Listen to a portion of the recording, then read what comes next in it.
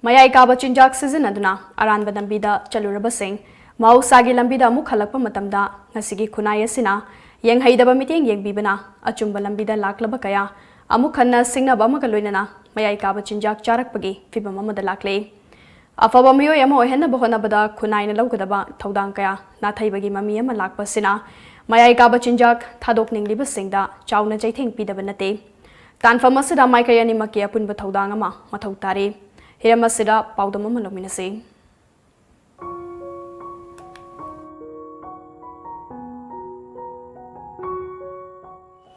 Madi Nishacharam Marina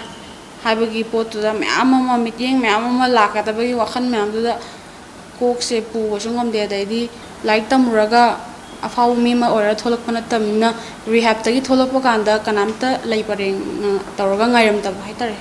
Manan Sashi Hatuk Sagi Haina Kana Ponarako Matamda, Hanjin a fail OBI, Hanjin a relapse to OBI, Adubo Amokana Honanavagi, Tona, Bangala to Pibiba, Amadi encourage to Vibasi, Yamna Matok Tai, Natana Mati, Maria Mara, Equina Mabula Encravani, Adubo Amokana, Hecta, Amuk Nisa, the Laichuri, Hanjin Hecta Sari, Haidana, Intopi, but Obiruitavani, Masida Equina, Kaminaba, Hataminaba, Mother Car Way, Makoisu, I Nisa, the Laichu of me, Ama Oike, Haidana Oikivanate, Kariguma Punsigi Tankak Amada, Kudumcha, the Bamadagi, Asoiba Madagi, Asumna Nisagi Langa Tukivani, Makoisu victim ni, Haina, Kangi Bagaloinana, Makoigi,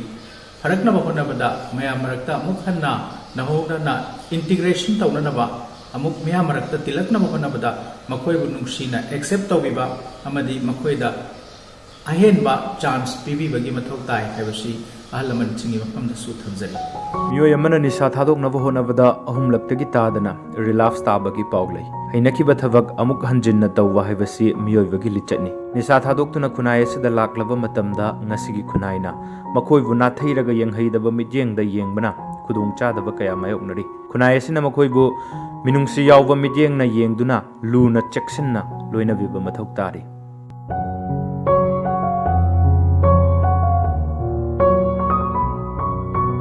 Nicha saru daheduna nathairaga mi ama hatlubagi mawongda hanjin ngasigi khunai asina hanthana yengbana nisha thadoklaba matung afaba lambida laklaba singda chauna chaitheng piri naitom inthoklaga thambana amuk hanna relapse tahanbagi maram ama oiri waraglini haiduna mimang famhanbana fatraba mayai kaba nisha singnaba amaga loinana sasinbani haina drug user kayana phongdoragli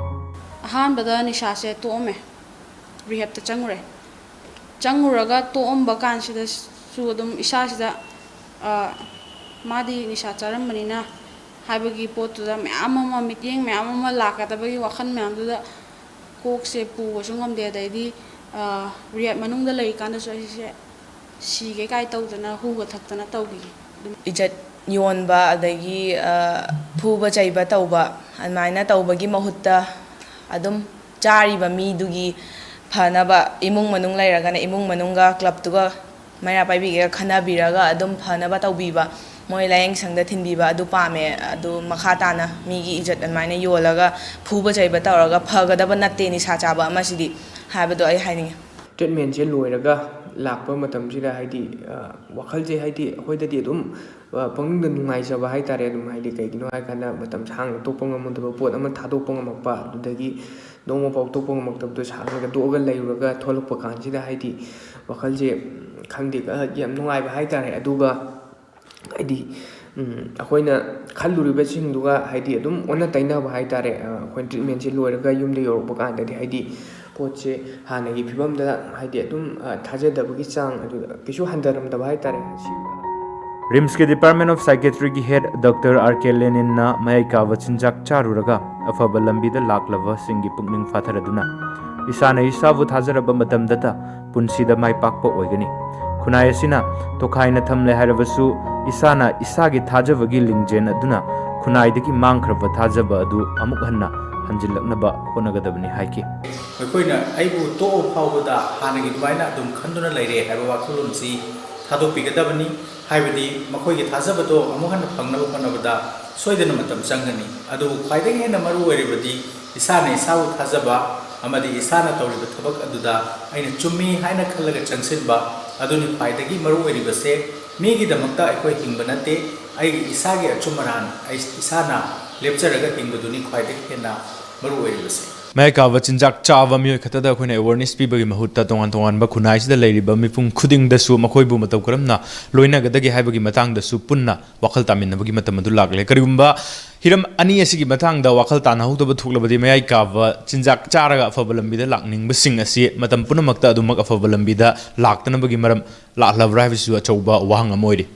ꯃꯁꯤꯒꯤ ꯃꯇꯥꯡꯗ camera person ꯏꯕꯨꯡꯉꯣ ꯑꯃꯗꯤ video journalist ꯁꯛꯇꯥꯕꯣꯏꯒ ꯂꯣꯏꯅꯅ ꯄꯥꯎꯗꯝꯖꯔꯤꯕ ꯌꯥꯏꯐꯕ Meitei ꯈꯥꯔꯤꯕꯝ times of Manipur Imphal